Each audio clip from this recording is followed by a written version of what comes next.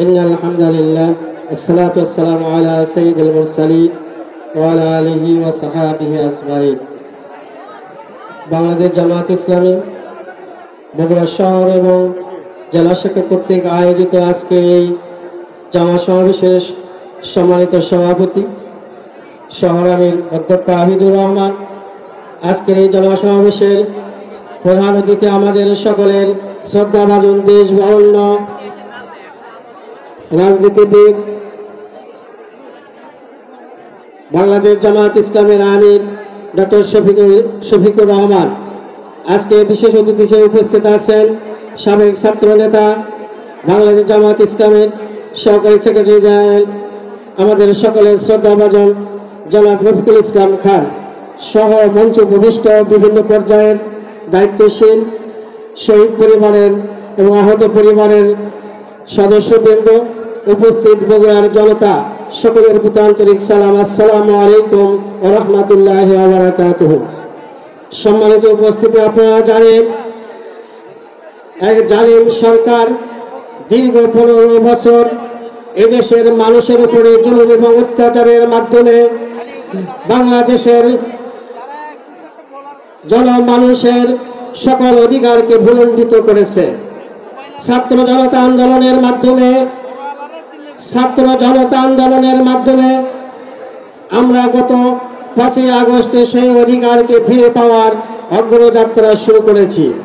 সম্মানিত উপস্থিতি, বাংলাদেশ জামাত ইসলামী আপনাদের কাছে সেই মেসেজ নিয়ে আজকের এই জনসভার আয়োজন করেছেন। উপস্থিত আমিরে জামাত সহ দায়িত্বশীলেরা আপনাদের সামনে সে বিষয়ে দিক নির্দেশনামূলক কথা রাখবেন। আমি শুধু আপনাদেরকে সালামের মধ্য দিয়ে আমার কথা শেষ করতে চাই। আসসালামু আলাইকুম ওয়া রাহমাতুল্লাহি ওয়া বারাকাতুহু। আলহামদুলিল্লাহ ওয়া কাফা সালামুন আলা ইবাদিল্লাযিনা ইসতাফা আলহামদুলিল্লাহি রাব্বিল আলামিন। আজকের সুধী সমাবেশের মাননীয় সভাপতি সাহেব, এক কেন্দ্র কমিটির নেতৃবৃন্দ, উপস্থিত সামনে আমার তৌহিদি জনতা, আমরা সবাই রাজাকার, নিপাত ডাক সুইয়াচার।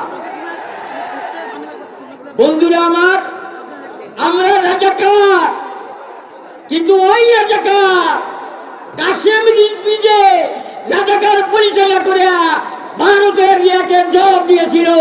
আমরা ওই রাজাকার 5 তারিখে গণজোয়ারের মাধ্যমে এই জন্মসূত্রে পাওয়া ভারতের এজেন্ট দুনিয়া হাসিনাকে পতন করাইয়াছি। বন্ধুরা আমার বুজুর্গ দোস্ত, মেহেদি পাতা পিছলে রং বাড়ায়, আর ইসলামী রাজনীতিকে সামনে নিয়ে চলার জন্য পিছন খাইছে বাংলাদেশ জামাতে ইসলাম। বাংলাদেশ জামাতে ইসলাম থেকে যে রং বাড়াইছে সেটা হচ্ছে সিফাত আল্লাহ, আল্লাহর রং। ওই দোস্ত, আল্লাহর তরবারিকে যেমন পরাজয় করা যায় না, আল্লাহর রংকে ওরকম মুছে ফেলা যায় না।